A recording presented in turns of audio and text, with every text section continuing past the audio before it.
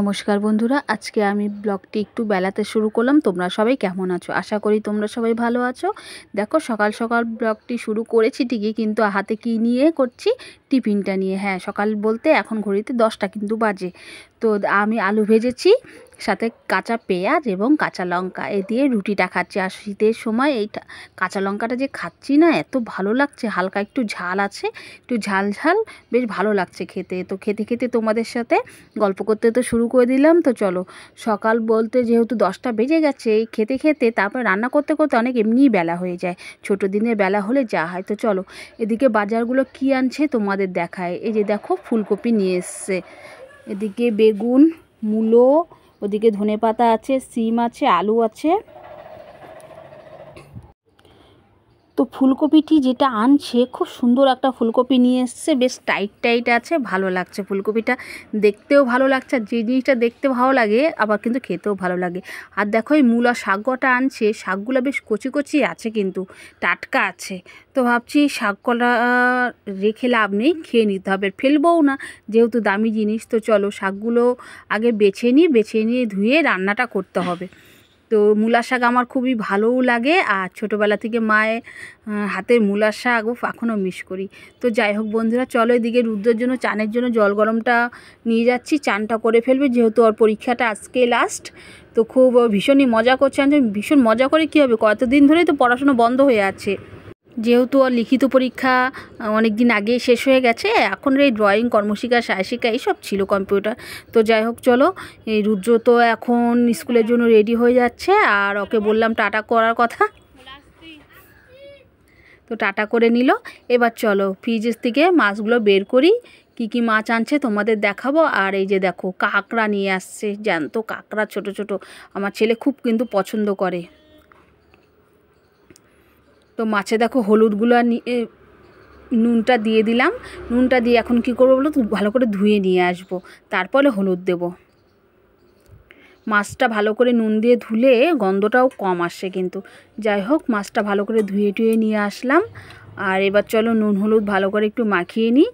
আর রুদ্র বাবা বলেছে একটু বেশি করে হলুদ দিতে, যাতে মাছের একটু গন্ধটাও কম আসে মাছটা ভাজলে। তো তার জন্য দেখো, আমি অনেকটা হলুদের পরিমাণটা বেশিই দিয়েছি, দিয়ে মাছটা ভাজবো, তাহলে মাছের যে একটা গন্ধ সেটাও আসবে না, খুব ভালো হবে। তো যাই হোক চলো, এবার কি করতে বসেছি দেখো, এই যে কাঁকড়াগুলো কাটতে বসেছি। কারণ ভয় লাগে না, ছোট ছোট কাঁকড়া ঠিকই, কিন্তু জ্যান্ত যেহেতু খুবই সাবধানে কাটতে হচ্ছে। তো দেখো, আমি একটা শোল নিয়েছি আর স্ক্রুড্রাইভার নিয়ে কাটছি। মেন যে দুটো দাঁত, সেই দুটো দাঁতটা আগে ভালো করে ভেঙে নিয়ে রাখছি, এবং পরে বাইরে আবার কেটে নেব। তো দেখো রাখছি, মেন দুটো দাঁতগুলো কিন্তু ভাঙছি, তারপরেও কী হারে লাফাচ্ছে। তো যাই হোক চলো, লাফাতে লাফাতে আর কি বলবো, এবার একটু ঢেকে রাখি, নাহলে বাইরে বেরিয়ে যাচ্ছে কাঁকড়াগুলো। তো এইসব করতে করতে এত বেলাও হয়ে যাচ্ছে। চলো, সব কেটে বেছে ধুয়ে টুয়ে আসলাম। এই যে দেখো, এইটুকু ঘিলুটা বেরিয়েছে কাঁকড়া থেকে, আর এই যে বাদবাকি যে কাঁকড়া, তো এর মধ্যে নুন হলুদটা মাখিয়ে নিতে হবে। কাঁকড়া কিন্তু রুদ্র ভীষণ ভালোবাসে খেতে, আর বিশেষত রুদ্রের জন্যই আনা বলতে পারো, খুব একটা আনা হয় না। অনেক দিন আগে কাঁকড়া খাওয়া হয়েছিল, তবে সেটা বড় কাঁকড়া ছিল, আর এটা হচ্ছে অনেক দিন পরই আসলো ছোট কাঁকড়া। আসলে কাটতেও তো ঝামেলা লাগে, আর ছোটো দিনের বেলা এমনি মাছ কেটে বেছে রান্না করতে করতে এমনিই বেলা হয়ে যায়। আর এখন যেহেতু রুদ্র বাবা সকালে রুটিটা খেয়ে গেছে, তারপরে আমিও খেয়েছি, সকালবেলা খেলে একটু আলসি আলসি লাগে। ফার্স্ট টাইম আমার আজকে এত দেরি হলো রান্না। এই সবে দেখো, ওই যে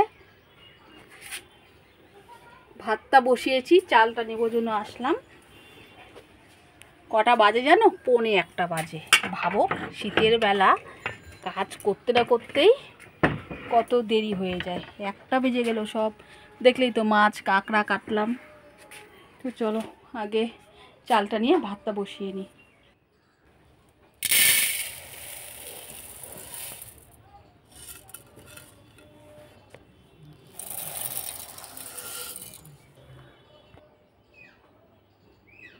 তো ভাতটা আমি বসিয়ে দিচ্ছি, আর এদিকে সবই তো কাটা বাছা হয়ে গেছে, কিন্তু শাকটাও ধুয়ে এনেছি।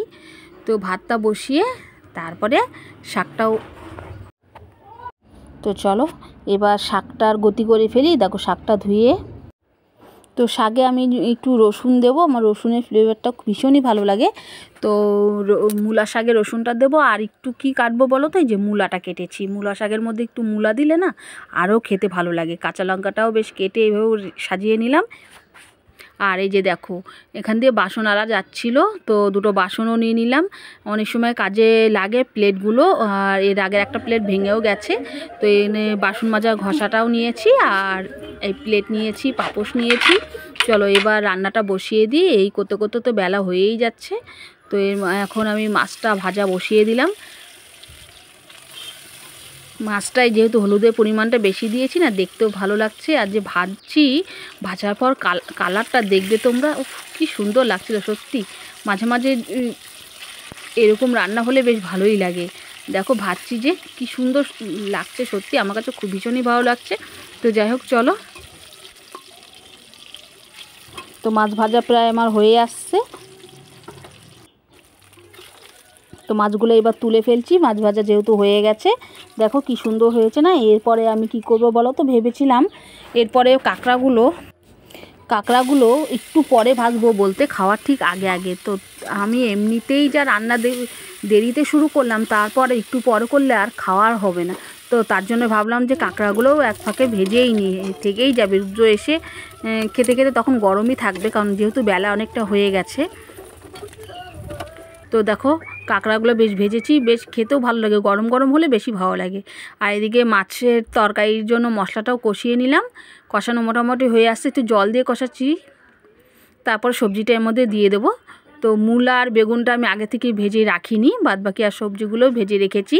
তো সেই জন্য প্রথমে যখন দিলাম কেমন সাদা সাদা লাগছিলো, ভালো লাগছিল না দেখতে। তারপর যাই হোক রং মশলায় সব মিশিয়ে এখন মোটামুটি ঠিক আছে। তো এইভাবেই মাছের ঝোলের জলটাও দিয়ে নিলাম, ব্যাস এবার ফুটুক।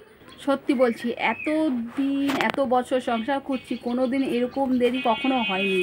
এখন ঘড়িতে বাজে কটা, 3টা বাজতে 5 বাকি, এখনও আমার মাছের ঝোল হচ্ছে। এই যে দেখো, মানে ফার্স্ট টাইম এত দেরি রেকর্ড হয়ে গেল। সে যাই হোক চলো। কেমন অন্ধকার দেখতে পাচ্ছ, দিনের বেলা অন্ধকার নেমে এসছে বন্ধুরা। দেখো চারিদিকটা, বাইরে দেখেছো কত আলো, আর ভেতরটা অন্ধকার। আসলে কি বলো তো, হঠাৎই কারেন্টটা চলে গেছে। দেখো আমার কিন্তু রান্না এখনও শেষ হয়নি, লাইট জ্বালিয়ে দেখাচ্ছি, রান্নাটা এখনও শেষ হয়নি, একটু সেদ্ধ হওয়া বাকি আছে। তো চলো রান্নাটা হোক, বাইরের দিকে যাই। আসলে ঘরটা অন্ধকার, একদমই আলো সেরকম তো ঢোকে না। দরজাটা দিয়ে রেখেছিলাম, কারণ মশা আসছিল, যেহেতু শীতের সময় বিকালবেলার দিকে বড্ড মশা আসে, দরজাটা একটু দিয়ে রেখেছিলাম। তো দেখো কারেন্টটা হঠাৎ কেন গেল জানি না, যাই হোক কারেন্ট চলে আসলে তারপরে খেয়ে নেব। আর এখন কিন্তু ঘড়িতে কটা বাজে বলো তো, 3টা 15। দেখলে এখনও আমার রান্না হয়নি, কি অবস্থা। রুদ্র কী করছে চলো তো দেখি, অন্ধকারে দেখি, এদিক দিয়ে দেখি।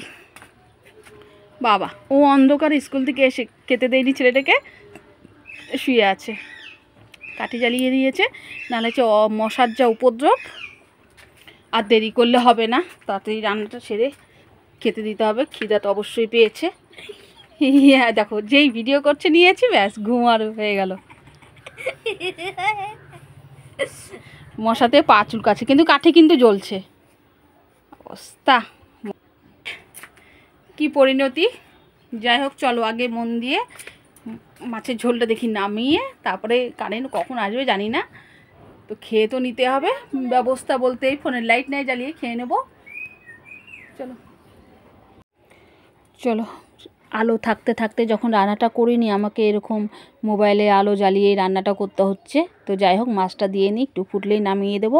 আর হ্যাঁ অবশ্যই একটু ধনেপাতা এর মধ্যে দেবো, ধনেপাতা দিতে বেশ ভালোই লাগে ফ্লেভারটা। আর এই শীতের সিজনে তো ধনেপাতা যেটাই রান্না করো না কেন সেটার মধ্যে দিতেই তো ভালো লাগে। যদিও এখানে 12 মাসই পাওয়া যায়, তবু যেই জিনিসটা সিজনে ভালো লাগে, সিজনের জিনিস তো সিজনে ভালো লাগবেই। তো যাই হোক, তো বন্ধুরা অনেক দিন পর একটা ইচ্ছা পূরণ হলো। আমার ছেলে অনেক দিন আগে বলেছিল, মা ক্যান্ডেল লাইট ডিনার তো করা হয় না, তো চলো আজকে তাহলে আমরা সেই ইচ্ছাটা পূরণ করলাম। ওই দেখো ক্যান্ডেল জ্বলছে, তো সেখানে ডিনার হবে না, লাঞ্চই হবে। যাই হোক, আমরা সেই ক্যান্ডেল জ্বালিয়ে আজকে খাবার খাবো।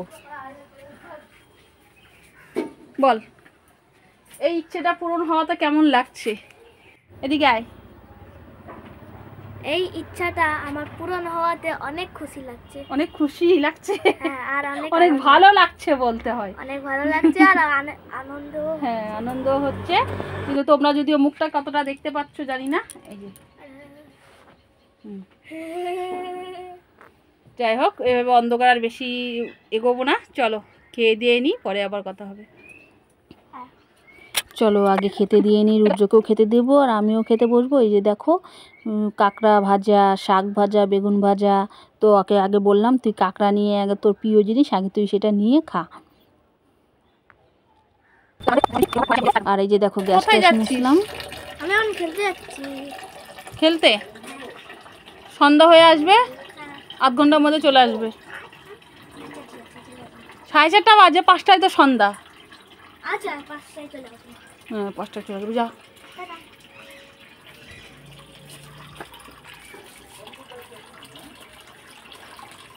যেহেতু বেলাতে খাওয়াটা হয়েছে, তো খেয়ে দেওয়া রেস্টের কোনো ব্যাপার নেই। আগে বিকালের ঝাঁটাটাও দিয়ে নিই, বিকালের সব কাজকর্ম শেষ করে তবে একটু রেস্ট নেব।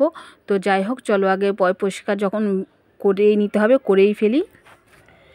মোবাইলের চার্জটাও কম আছে, 20 মতন আছে। কতক্ষণ চলবে জানি না। আর এখনও তো কারেন্ট আসেনি, যেহেতু এখন কিন্তু প্রায় 5টা বাজা ভাব। দেখা যাক।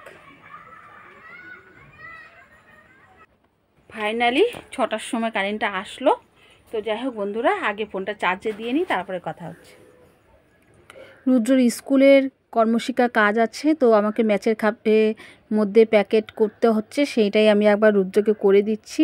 তো এইভাবে ও স্কুলে নিয়ে যাবে, নিয়ে গিয়ে সোপা তৈরি করবে। তো তার জন্য একটু কাজগুলো করে দিলাম। কারেন্টটা কখন আসে? 6টার সময়, আর এখন 8টা বাজে। দেখো, সেই যে বসেছি 6:30 থেকে, এই তো এতগুলো করলাম, কাজগুলো করে দিলাম। এখন চাটা পর্যন্ত খাইনি। তো চলো আগে চা খেয়ে নিই, আর ভাল লাগছে না। তো চাটা করে চাটা খেয়ে নেবো। আমার এই ভিডিওগুলো তোমাদের কেমন লাগছে তোমরা কিন্তু অবশ্যই কমেন্ট করে জানাবে। আমি কিন্তু তোমাদের কমেন্টে অপেক্ষায় রইলাম। আর অবশ্যই ভালো লাগলে লাইক করবে, শেয়ার করবে, আর একটু সাবস্ক্রাইব করে দেবে। তো যাই হোক বন্ধুরা, এখন আমি আর রুদ্র মিলে তো চা খাবো। তো চলো, চায়ের সাথে সাথে আবার চাটাও নিতে হবে। তার মানে ভাবছি আজকে মুড়ি দিয়ে একটু চাটা খেয়ে নেব।